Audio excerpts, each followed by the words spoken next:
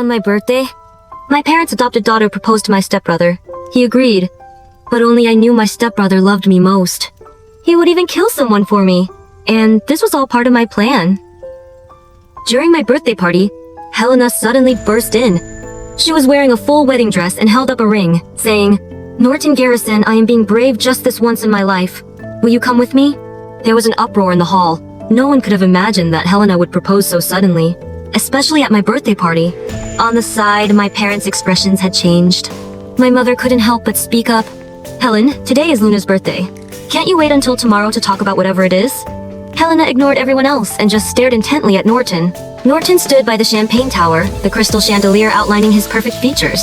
His eyebrows and eyes were like ink, his skin pale and cold, exuding an aura that kept others at a distance. Under everyone's gaze, he remained silent for a long time before finally smiling and saying, "Sure." He took the ring from Helena and put it on his own finger.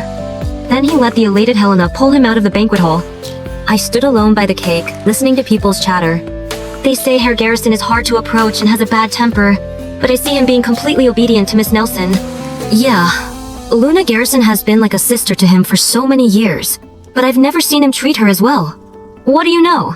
This is what they call long-term friendship doesn't always win against new romance.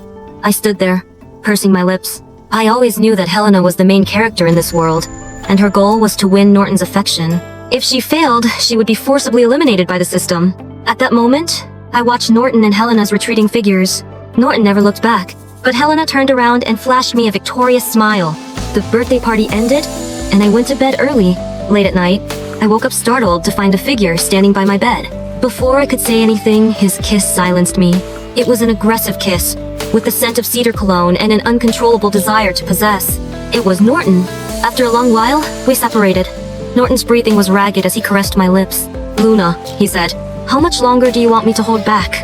I hugged him, as if holding a wolf that might turn violent at any moment. But in my arms, he was as docile as a puppy. I ran my fingers through his hair. "Norton, you promised me. You can't get involved in taking lives anymore." He took a deep breath and finally hugged me tightly, sighing, "I understand. I'll do everything as you say." Norton was a madman. The first time I met this older brother my stepfather brought along was at school.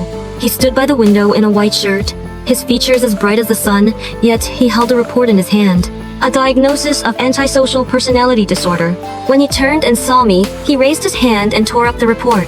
The pieces fluttered down like snowflakes as Norton squatted down and stared at me with a smile. "The doctor has been bribed by me, so if Mom and Dad find out, it means that you told them." He patted my head, then slid his hand down to press on my neck, feeling the pulse of my veins. "So?" I interrupted him. "I won't, Nori." The word Nori seemed to greatly please him. Norton smiled and patted my face. "Such a good girl.